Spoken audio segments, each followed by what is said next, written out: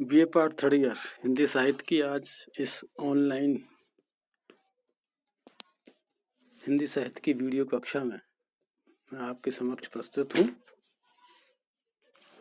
द्वितीय प्रश्न पत्र जो निबंध और भाषा के नाम से है, इसमें आज हम एक नए निबंध के साथ और निबंधकार डॉक्टर वासुदेव शरण अग्रवाल का निबंध है भूमि को देवत्व प्रदान। निबंध का शीर्षक है। इस निबंध के ऊपर आज हम चर्चा करेंगे और इसकी मूल चेतना और इसमें जो प्राप्त संदेश है या व्यक्ति विचार है, सार है, उस पर हम लोग आज चर्चा करके ये जानने का प्रयास करेंगे कि ये निबंध हमें क्या संदेश देता है और वासुदेव जी शरण अग्रवाल ने इस निबंध के माध्यम से अपने क्या विचार व्यक्त किए हैं।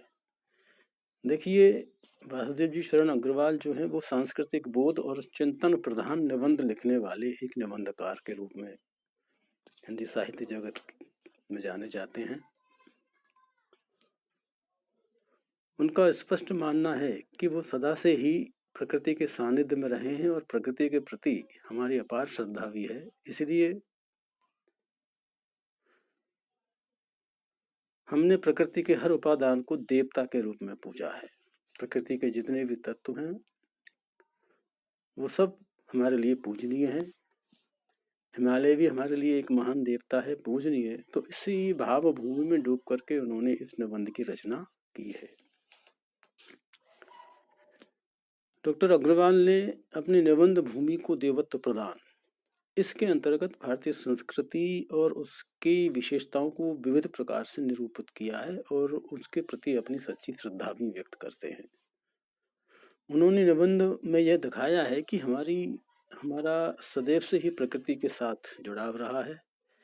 इसलिए हमने प्रकृति के प्रत्येक तत्व को देवता के रूप में देखा है, उसकी पूजा की है, उसके प्रति अपार श्रद्धा व्यक्त करते हैं और प्रकृति भी हमारी हमेशा से ही संरक्षणीय रही है।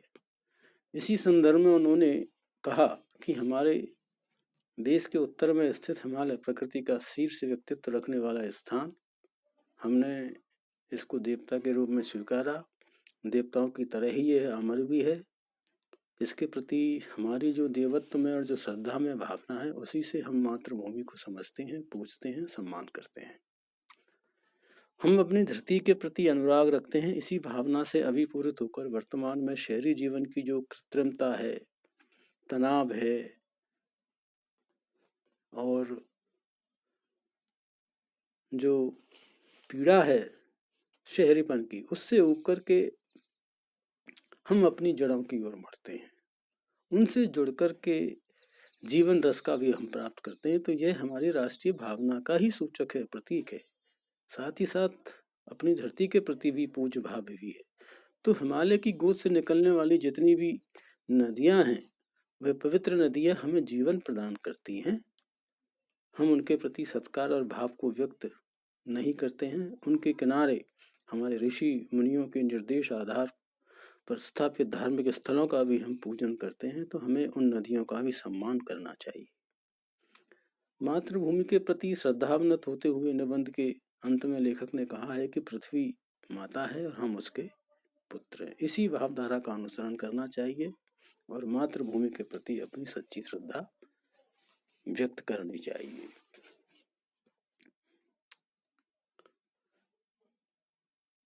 इस निबंध को उन्होंने मानवीय भावनाओं से प्रेरित होकर लिखा है और इसके अंतर्गत उन्होंने प्राचीन ग्रंथ, प्राचीन साहित्यकारों के कई उदाहरण दिए हैं जो महत्वपूर्ण संदेश देते हैं।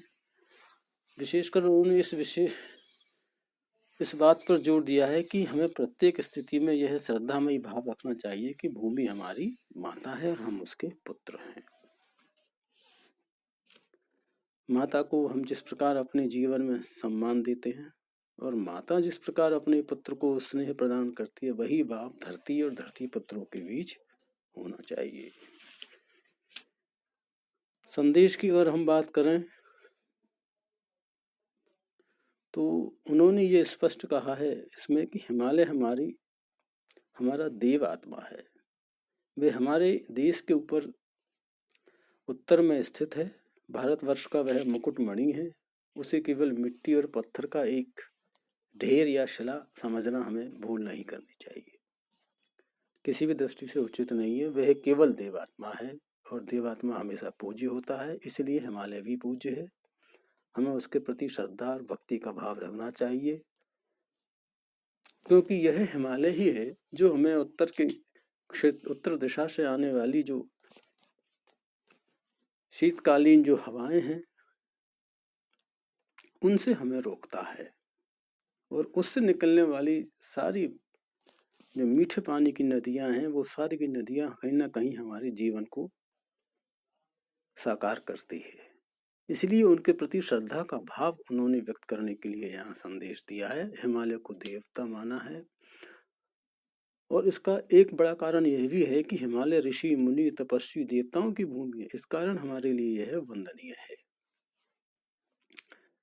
मैंने बताया अभी, जैसे उत्तर की दिशा से आने वाली जितनी भी जो शीतकालीन बेकार हवाएं हैं जो हमारी फसलों को चौपट कर सकती हैं या हमें जीवन में हमें कष्ट प्रदान कर सकती हैं, उनसे कहीं ना कहीं हमारी बहुत सुरक्षा वो प्रदान करता है। और जो सुरक्षा हमें प्रदान करता है, हमारे जीवन को बनाए रखता है, वह हमारे लिए सदैव पूजनीय रहा है। वो चाहे प्रकृति के उपादान हो, चाहे वह कोई भी हो। तो इसमें जो एक संदेश है, हिमालय को देवता का स्वरूप प्रदान करना, वो उनका एक प्रमुख भाव रहा है। प्रकृति के प्रति ये थोड़ा सा कल्याण का भाव या सौहार्द का भाव भी रखना चाहते हैं। वो कहते हैं कि प्रकृति हमारी सहचरी है। वृक्ष, लता, पौधे, सभी प्रकार की वनस्पति जो हैं वो हमारे जीवन में उतना ही महत्व रखती हैं जितना कि महत्व हमारे लिए खाद्यान्नों का है। लेखक ने स्पष्ट कहा है कि प्रकृति हमारे जीवन की अमर वेल है और इसकी जड़ें पाताल में है। तो प्रकृति में यदि देखा जाए तो नदियाँ और जलाशय भी आते हैं। ये भी हमारे लिए जीवन दायिनी शक्ति है। इसलिए इन सबके प्रति हमें शुद्ध और आत्मीय संबंध बनाए रखना चाहिए। किसी भी स्थिति में हमें प्रकृति को प्रदूषित करने का न अधिकार है, न उपेक्षित करने का अधिकार है। और देखा जाए तो आज आधुनिक काल में हमारी गंगा नदी भी बहुत प्रदूषित है। जितनी भी नदियां हैं मीठे पानी की जो हिमालय की गोद से प्रवाहित होती है, वो सारी की सारी शहरों में आकर के, बड़े शहरों में, नगरों में आकर के वो प्रदूषित हो जाती हैं। अब चाहे उसका मूल कारण औद्योगिकरण हो, चाहे व्यक्ति की अपार अंधी श्रद्धा हो, इन सब से कहीं ना कहीं हमारी नदियां प्रदूषित हो रही हैं। तो यहाँ निबंधकार ने प्रकृति के प्रति एक आदर भाव, एक श्रद्धा का भाव भी और सम्मान का भाव भी रखने के लिए यहाँ पर एक संदेश या मैसेज देने का प्रयास किया है। साफ उन्होंने कहा है, अगर प्रकृति को विस्मृत करोगे तो निश्चित रूप से मृत्यु के मुख में पहुंचोगे। इसी तरह उन्होंने हिमालय के प्रति भी अपनी श्रद्धा व्यक्त की है। उन्होंने कहा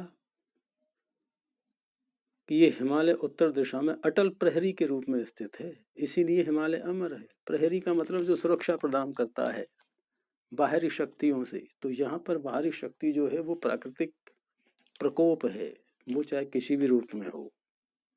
तो हिमालय इसीलिए अमर है। अमर होने के कारण ही वह देवात्मा है, देव स्वरूप है, पूजनीय है, श्रद्धा वंदनीय है। हमें अपने देश की धरती के कण कण को हिमालय की देन ही समझना चाहिए। और हिमालय की पूजा प्राचीन ग्रंथों में भी की गई है। इसकी पूजा से हमें शक्ति, धन, जल, अग्नि सब प्राप्त होता है। और ये हिमालय से प्राप्त होने वाली चीजें हमारे जीवन की अनिवार्यता है। अगर यदि हमें ये प्राप्त नहीं हो तो कल्पना कर सकते हैं कि हम कहाँ रहेंगे, कैसे रहेंगे, जीवित रहेंगे या नहीं।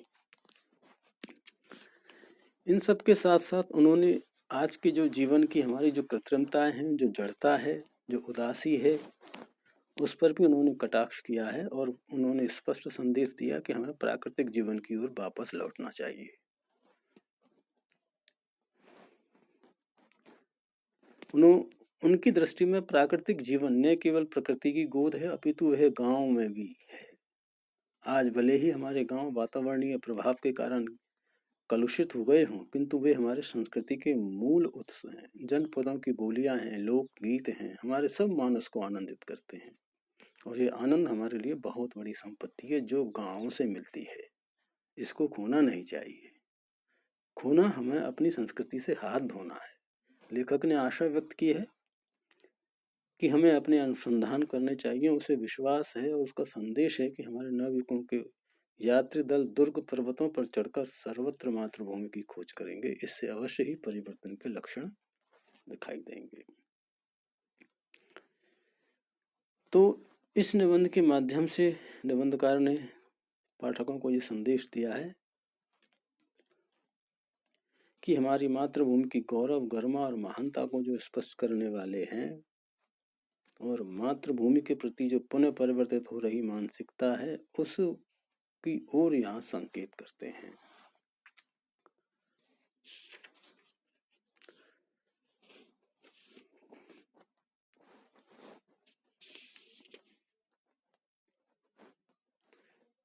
निबंधकार ने जितने भी जलाशय हैं, नदी के तटीय जो सभ्यताएं विकसित हुई है, तो सभ्यताओं के विकास का जो प्रमुख कारण है, जो भी जलाशय हैं, उनके प्रति भी उन्होंने श्रद्धा व्यक्त की है। और जलाशयों के तटों पर जो देवत की प्रतिष्ठा है, जो हम लोग कर चुके हैं, मंदिरों के स्थल या तीर्थ स्थलों के रूप में घोषित किया है, वे सभी हमारे लिए पूजनीय होने चाहिए। क्यों? क्योंकि ये सभी तीर्थ जो है संपूर्ण भारत को एकता के सूत्र में प्रोय होने का काम करते हैं। तीर्थ स्थलों के दर्शनार्थ संपूर्ण भारत देश के नागरिक बिना किसी भेदभाव से आते हैं, जाते हैं, वहाँ एक दूसरे की संस्कृति से परिचित होते हैं, जुड़ते हैं, उसके प्रति सम्मान का भाव व्यक्त करते हैं। तो देवत्व भाव की इस प्रतिष्ठा में आदर और वो श्रद्धा व्यक्त करते हैं।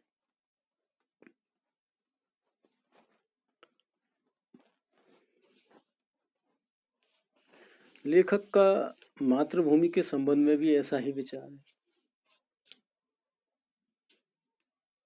आज की नई पीढ़ी अगर देखा जाए तो हमारे जो परंपरागत दृष्टिकोण है, उस दृष्टिकोण को वो पूर्वजों की बेकार बातें मानकर उसकी अवहेलना करती है, आलोचना करती है। आज उनका हृदय अपनी मातृभूमि के प्रति पुनः आकर्षित हो रहा है। इसी तरह लोक जीवन और लोक भाषा के प्रति भी वो कहते हैं कि नई पीढ़ी का सहज आकर्षण, अनुराग बढ़ रहा है। ये परिवर्तन है निश्चित, और यह परिवर्तन राष्ट्रीय मनोभूमि में बड़ी तेजी से परिवर्तन के रूप में आगे बढ़ रहा है। सबके मन में एक समय एक ही उत्साह और अभिलाषा है। इस दृष्टि से वह पूर्ण आशा लगाते हैं कि हमारे देश में युवा पीढ़ी भूमि के साथ माता पुत्र के स्नेह को एक बार फिर से स्थापित करे और अपने आप को गौरवान्वित अनुभव करे। तो कह सकते हैं कि लेखक ने इस भूमि में देवत की प्रतिष्ठा को पूर्वजों की अद्भुत खोज बताया है और इस भावना को पुनः जीवित और जागृत करने पर बल देते हुए आकांक्षा व्यक्त की है कि यह पावन भूमि पुनः इस वैदिक मंत्र से गूंज उठे कि माता भूमि है पुत्रोहम पृथिव्या है, नमो मात्रे पृथिव्यै, नमो मात्रे पृथिव्यै। भाषा शैली या इनकी जो निबंध शैली है उस पर अगर हम बात करें थोड़ा सा, तो निबंधकार की जो भाषा है वह शुद्ध और परिष्कृत खड़ी बोली है और इस कारण से उसमें संस्कृत की जो तत्सम शब्दावली है उसकी प्रधानता देखने को मिलती है। निबंधकार ने पुरातत्व, दर्शन, प्राचीन संस्कृति जैसे विषयों पर लिखते समय क्लिष्ट और सामासिक पदावली का प्रयोग किया है। इसमें फिर भी इसमें किसी प्रकार का आवेश दिखाई नहीं पड़ता है। यथा स्थान पर उन्होंने सरल और सुबोध भाषा को भी प्रयोग किया है। उनकी यह भाषा संस्कृति के क्लिष्ट शब्दों से बोझिल नहीं हुई। भाषा में कहीं कहीं शब्दों की चुलबुलाहट भी देखने को मिलती है और व्यावहारिक शब्दावली को भी हम देखते हैं इस निबंध में, जो भावों का स्पष्ट द्योतन करती है।